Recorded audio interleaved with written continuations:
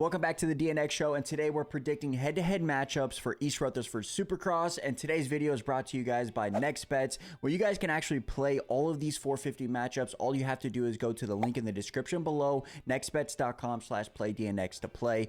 And our first matchup that we have up is Aaron Plessinger versus Ken Roczen. And I think everybody that's been watching our videos know where Doc's going with this. So Doc, just take it away. Let me just slide this mic out of the way. You know what I mean? let me just slide that mic. Yeah, we're gonna go AP. This is a tough one. I do think that I'm not biased, but outside of my bias, Kenny's hurt. AP's been riding good. You know what I'm saying? Never always count on Kenny, but also I'm not counting on Kenny on this one. Yeah, I think what you can count on Kenny for is a good start. However, if he has a bad start, how can you push through the pack, right? I mean, AP has had insane starts all year unless someone parks their bike on him. You know what I mean? That is very, very true. Shout out to Shane. I mean, yeah. But I'm going to actually go with you. I think AP will get it done. I think he's the third best guy right now, barring the injury from Ken Roczen. I think it would be AP and then Kenny, right? In my humble opinion. I think Kenny did really good at Philly because he got a great start and AP crashed. So I think he was able to get third because of that. But in this matchup, clean slate, good starts. I think AP takes it. But yeah, that is very tough because Roczen's actually beat him 8 out of 13. But I feel like that difference right there, that 5-spot difference is just the last 5 weeks. You know what I mean? Yeah, so I agree. And I think that's going to be like going into the last round, really close. Yeah, I think 50-50, honestly. Yeah. Okay, so our next matchup, we have Malcolm Stewart versus Justin Cooper. And this is a close matchup. A tough one, yeah. Very, very close. Throughout the year, Justin Cooper has beaten him 7 out of the 13 rounds, which was very surprising when I saw that stat. Malcolm beat J. Coop at Philly, though, right? Correct. Malcolm got 4th. All right. Okay. I'm going to go against my gut here. I'm going to say J. Coop has a bounce back. Okay. Because I think Malcolm probably is the better rider right now, but maybe, I don't know, J. Coop has those flashes of brilliance. We're gonna go J. Coop. This matchup's super tough in my opinion. That's the hardest one. I actually wrote down Malcolm Stewart will win this matchup, backing up that 4th place. I think he'll battle for that podium spot at East Rutherford. So I'm gonna say Malcolm Stewart, but I'm not gonna be surprised if J. Coop beats him. You know what I mean? Yeah. I honestly think it's going to be whoever gets the start in that main event. I think that's who's going to win this matchup. Going into our next matchup, it's Benny Bloss versus Christian Craig. And I don't know how you can pick Craig in this matchup at all. Yeah, I don't know.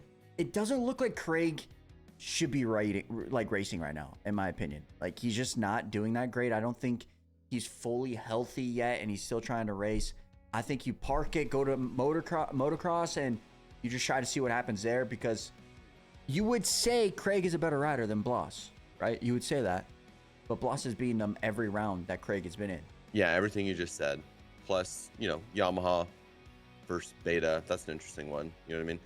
I'm actually going to say Craig has a crazy bounce back. I'm on the bounce back train, okay? I think if we're betting, or if we're, Benny, but we're going to go Craig. I'm going to say the whoops are gnarly and Craig's just giving them like crazy, Isn't there 2 sets of whoops? Hey. I think, I don't quote me. I think there is. So that will help 2 sets Craig. of whoops, that's Christian Craig, baby. Yeah. I just don't know how you put Craig over Bloss right now at this moment. I don't know how you do that. So I'm going to go Benny.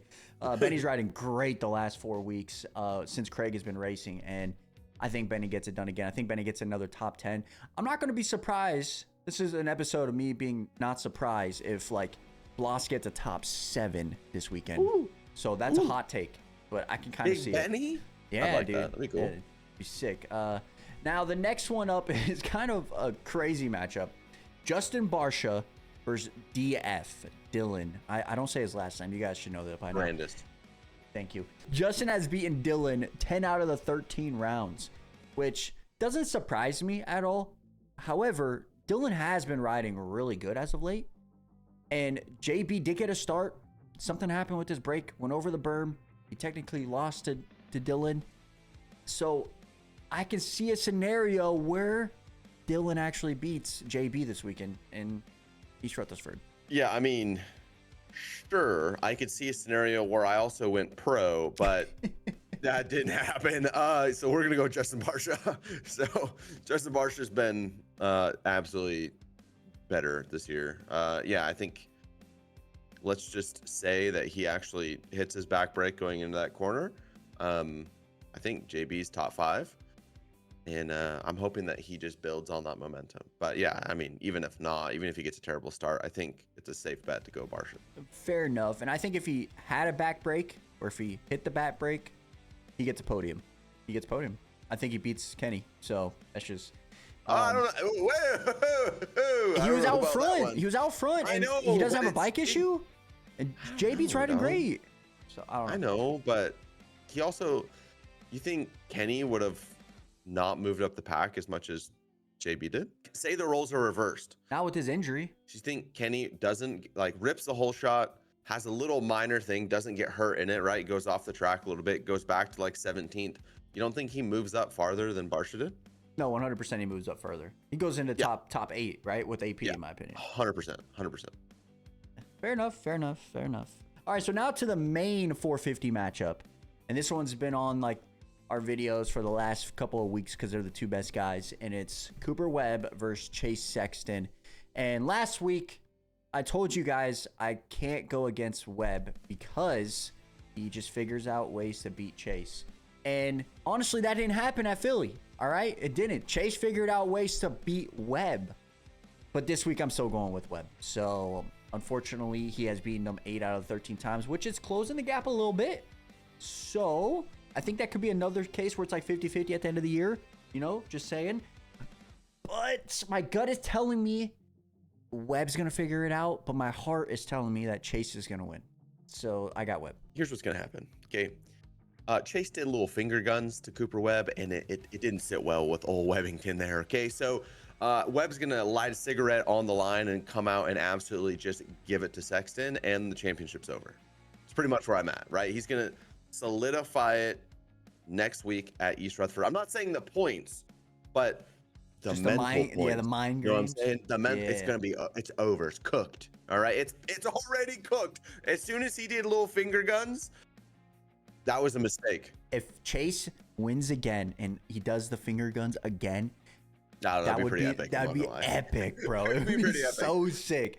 If we have a last lap pass for the win for Chase and just finger gun Cooper Webb, I think Cooper Webb has something going up in the brain. Oh crap, I can't beat him. Cooper Webb doesn't have brain issues like me. I would that would earn me a lot of Chase Sexton points though. I did see something where somebody was talking about oh, this has never been done before. Nobody's ever antagonized Cooper Webb, and I saw Jace from Gypsy Tales said, "Yeah, it's never been done before for a reason." It's it's true. Nobody's ever. Don't poke that guy. Whew. Now going to our 250 matchups here. Our first matchup that we have up is Tom Vialle versus Chance Hymas, and Tom had a championship saving ride at Philly. Chance Hymas. I have no idea what happened to that guy. Did not have a championship saving ride. No. So for this matchup, Tom Vialle has actually beaten him 6 out of the 7 times, which I don't think anybody is surprised by that. I think he is a better rider right now in Supercross than Chance, and I am going to go with Tom Vialle in this matchup. Yeah, this is 100% Tom pick. Chance picks peaks a little bit higher, or not higher, but or I guess he has peaked higher. He won a race, but Tom is Dungy. You just expect him to do well, and he rode his butt off last week and definitely saved the chip. And yeah, I don't think you can bet against Tom right now. The only win that Chance has is that mud race where Tom basically got last. So the only person I think I'm putting over Tom right now, on a consistent basis, is Seth. Fair enough. Yeah. But now going into our next matchup, and this one is a little feisty because they've had some run-ins this year, and that is Austin Forkner versus Cullin Park. I want to ask you guys in the comment section before you guys watch the rest of this, who do you guys think has won this matchup so far? Because it's kind of surprising in my eyes that Cullin Park has beaten him 5 out of 7 times. Yeah, I was gonna say it's probably a blowout, Cullin. Yeah. It's crazy to think about that because it's Austin Forkner, right? With that being said, Austin has a bounce back ride. He beats Cullin Park this week. Mark it down. Yeah. Mark it down. I'm gonna say no.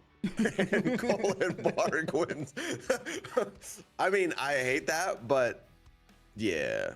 No, I'm with you. I'm with you. Park's riding really good. Austin's figuring something out. Okay, so now going into our next matchup, we got Nate Thrasher versus Max Vohland, and I was so surprised when I saw this stat that Blowout by Max, right? Max Vohland 4 out of 7. Yeah.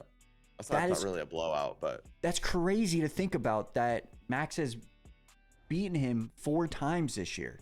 Because you would think, because one of those times, like I guess a couple races, right, in the beginning of the season, Max had DNFs, right? So those are like free wins. If he doesn't have a DNF, where does that place him? You know, could that be a 6 out of 7? And one race, it was a triple crown, and Nate freaking won it. And he didn't even get a win in the triple crown. He got like third 2-2. Yeah, I think you got to go Max, which is crazy. That's a crazy, like, satellite team versus factory team. It's Nate Thrasher has many wins. Max doesn't have any wins. Got to go Max, though. It's kind of crazy. Well, if you're going Max, I actually wrote down Nate Thrasher. I think Nate bounces back. Dude, he needs a bounce back ride. He's 14th last week.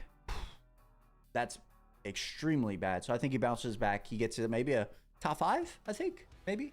So I think he beats Max Vohland in that matchup. But it is kind of surprising that Max is actually beating him 4 out of 7. Just, I never thought about that. This season, a lot of the like privateers or mid-level guys have been riding really well. Yeah. It's pretty cool, actually. Very good. So now to our last matchup, the points leaders. And that is RJ Hampshire versus Seth Hammaker. And also very surprising that on this stat right here, RJ has beaten him 4 out of 7 times. Really? Yes. That is surprising. That is surprising. I double checked. I was like, wait, really? And Yeah, I couldn't believe really that. surprising. So with that being said, I got Seth. I think he's the best guy in the 250 East. However, he did lose to RJ in Philly, but I still think he gets it done somehow. I think you have to go Seth. I feel like Seth's the strongest on this coast. It's kind of crazy to think about this 250 East class for a second. All right, this is a little tangent off our matchups here, but RJ round 1, 16th, 17th. He's now tied for the points. Tommy V had a 10-point cushion going into that mud race and lost it all, so now he's only 2 points back, right? Yeah. Seth Hammaker had food poisoning at Detroit. He had a 16th, 17th place, and now he's tied for the points lead, right? Mm-hmm.